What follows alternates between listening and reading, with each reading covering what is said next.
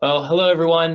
This is Brendan Bailey, your RAPV CEO, and on this call today we have our 2020 President Sue Drumm, our 2020 Government Affairs Chair Peter Ruffini, and of course the wonderful and good friend of the Realtors, Mayor Don Humason of Westfield. And this is a new program that we're starting from RAPV to reach out to our mayors and have these little conversations, a good way to check in with everybody. So Mayor Humason, thank you so very much for being here.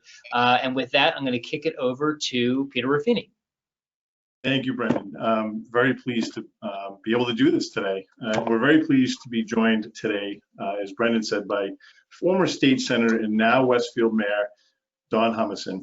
Mayor Humason, thanks for taking the time out of your busy schedule to speak with us. You've been a longtime friend when it comes to issues important to us and the Realtor Association of Pioneer Valley. We were very pleased to be able to support your candidacy last year.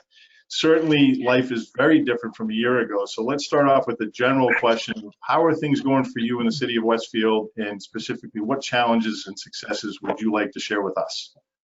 Well, thank you. Thanks for having me. It's good to be here, and I'm really excited about doing the show.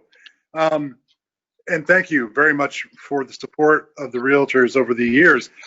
I remember the relationship began years ago when I was a member of the House of Representatives, and then continued into the Senate. And last year, you were very supportive of me in my run for mayor here in my hometown, the city of Westfield. I've always looked to Realtors as what I call my canaries in the coal mine. I know how our economy is doing in the state, in my city, by how well Realtors are doing and how the home sales market is going. So between home builders and Realtors, I try to keep my fingers in those pies so I know what's going on locally in my city. But it is very different from a year ago. Obviously, COVID was not even on anybody's mind a year ago. And, when I ran and when I got sworn in January, I thought it was going to be a typical term where we talked about things like education, municipal budgets, we talk about infrastructure improvements, quality of life issues, and things like that that are important to people in the city. And then come February and March, after the governor shut the state down and declared a state of emergency, we did the same thing in our city, just like many of the mayors did across the state and across the country. And it's been a different kettle of fish the whole, from that point on. Yeah, certainly. And so that's a great segue into our second question here, which is, looking forward, how do you see real estate, both commercial and residential, fitting into the economic growth and development of Westfield? And specifically, do you have any plans for mixed use development? Especially because, as business owners, a lot of us were reevaluating workspaces and so there's a whole host of different issues out there in the landscape right now, not to mention people are using their homes certainly differently now than they were a year ago. So again, how do you see real estate fitting in this, no pun intended, this new landscape that we're now faced with? It's funny that at the time that we're speaking, I am actually involved in selling my former district office, which was a house here in downtown Westfield. So I went and found a realtor, someone I'd worked with and knew very well here in the city of Westfield. I had never sold a house before, so I knew that I had to count on the expertise of that realtor because, there's so much that you know about that the average person doesn't. And so we really have to come to rely on the skills and experiences of our realtors. And I asked a lot of general questions, not even specifically related to the house that I was selling, but just about the market here in the region, about how homes and businesses were selling. And I was encouraged. I was encouraged by the news, obviously, that this is a good time if you are a seller, that there aren't a lot of properties that are on the market, that people are looking, and that business continues to be brisk, even though we're still in the COVID or the COVID economy, as we've called it. So it's been great for me personally because as of now, we've accepted an offer on the home. We'll be finishing up the paperwork and hopefully closing in is that what it's called? Closing. The buyer will be closing. Okay. Congratulations on that. I'll be selling it and taking the big check at the bank. I'm doing. But At least I hope it's a big check. But it's good news, and it was good as I did research for my own situation, but also spoke to my realtor and others about just how busy it's been for them even during this time. So that for me bodes well. It says that despite the other factors that we're dealing with, life goes on and business goes on, and so there's commercial business as well as the home, the personal home business going on, and that's good. I'm happy to see that here in my city, and it seems to be that it's that's sort of a trend for the region, if not the whole area or even the whole state. I know it's different in the Boston area than it is here in Western Massachusetts, but being a Western Mass guy, that's kind of where I focus the most. So I also read in the paper this morning that a business that had been waiting to open in downtown Westfield, in the Westfield shops, is finally allowed to do that because the governor's guidelines have changed. So that means a whole block, a whole space of vacant store is now open again, or will be open very shortly. And that will bring further economic activity to that plaza, and then hopefully breed other economic activity in the shops that are vacant around it. So that's good news. And it means, well, I mean, I already know, as many do, that Westfield's a great area to locate a business or to live. We have a great location. We've got a great population. And so it's good that people are interested in our community. No, thank you. And I will add that, we're very happy to assist any way we can in that area. We have a lot of great resources, both through our state association and the National Association of Realtors when it comes to mixed use development and things of that nature. So we're happy to be a resource for you on that. Moving on, a couple of big challenges that we see facing the communities that our members live and work in is that of accessory dwelling units, otherwise known as ADUs, and short-term rentals. What is your position on both of these topics, and do you believe that they could be implemented to have a positive impact in the city of Westfield? We're a college community, being the home of Westfield State University. And I know that's different from a typical business, but it does impact, how many units we have in the city of Westfield. So I'm not sure if that is part of your question, or if the definitions are the same, but obviously we rent to college students, we rent to college professors. They look for space here in our city sort of on a semester by semester basis.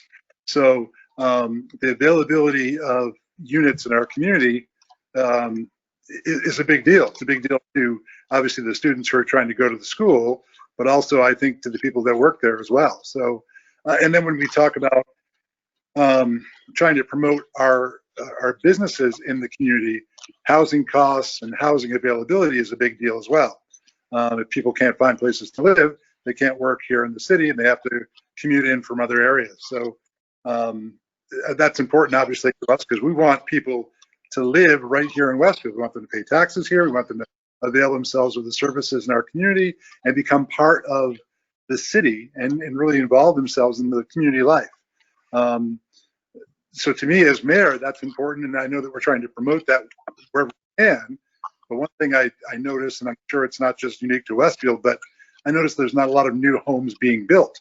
So, or actually while home building is continuing, there aren't as many homes being built that would keep up with the need of people who want to buy homes. So that's a big issue for us. I'm sure it's a big issue for everybody. Certainly. That what the definition of ADU is that right? Or I'm sorry, you broke up there for a second, Mayor. I'm sorry, I wasn't sure of your definition. If I answered the question. Yeah, so, well, in a general sense, so the main issue facing a lot of communities with the accessory dwelling units has to do with the fact that, it's not a by right thing in most communities. And that's a hot point for a lot of citizens, especially as we have an aging population and wanting to be able to have, a parent or parents live in the same dwelling as a as their children, to help with care and living circumstances. That's a big issue as we move forward.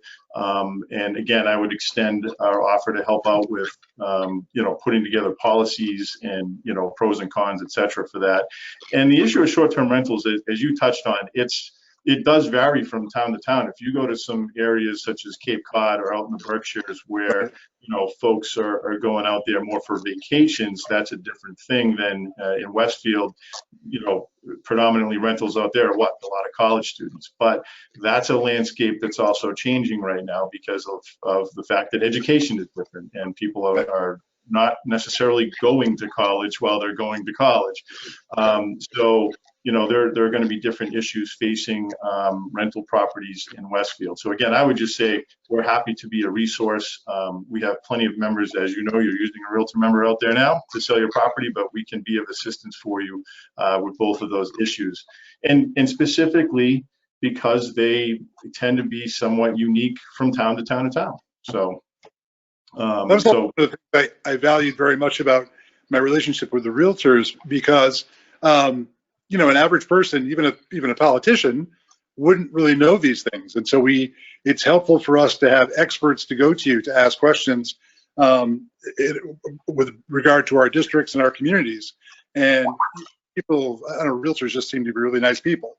They go out of their way to be helpful and informative and, bring poor people like me along and teach us the ways so that we know the things we have to know to be hopefully effective leaders for our communities. So I say thank you. Well, we appreciate that, and thank you. So I've mentioned a couple of ways that we're happy to help you, but let me ask you, is there anything specifically that, any ask you have of us that you can see right now that you need help with, or any way you see moving forward where we can help you out in a specific sense? I would say don't stop your advocacy. I think it's really important that, it's funny, most people don't think about a realtor until they need one themselves.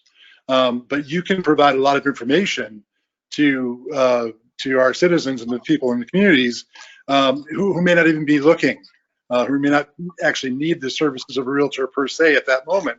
But you give good information, and I know that I received it, was the beneficiary of that information as a representative senator in Boston. Now I'm getting it here locally, and I think our city councilors need that information, the zoning board, the planning board, those folks need it too, because they're acting on the actual ordinances and laws that pertain to, development of housing right here in our community. And so I'd say continue that advocacy and that education, because it yields good results in the long term. And I think that's important. It's also, you don't want to wait till the last minute to get that information from somebody. It's more helpful if it's being provided along the way. And I know you do that already. No, thank you. We certainly try, and you will see our members, if you haven't already, out at the, city council meetings and board of selectmen meetings and different committee meetings. We're definitely involved in the community. So thank you for reinforcing that. And I guess at this point, I just want to thank you so much for taking the time out of your busy schedule to be with us today. We greatly appreciate you sharing your thoughts and ideas with us, and we look forward to working with you however we can. As you know, this recording will go out to our more than 1,700 realtor members. And again, on behalf of our CEO, Brendan Bailey, and our president, Sue Drumm, I want to thank you, and hope you enjoy the rest of your day.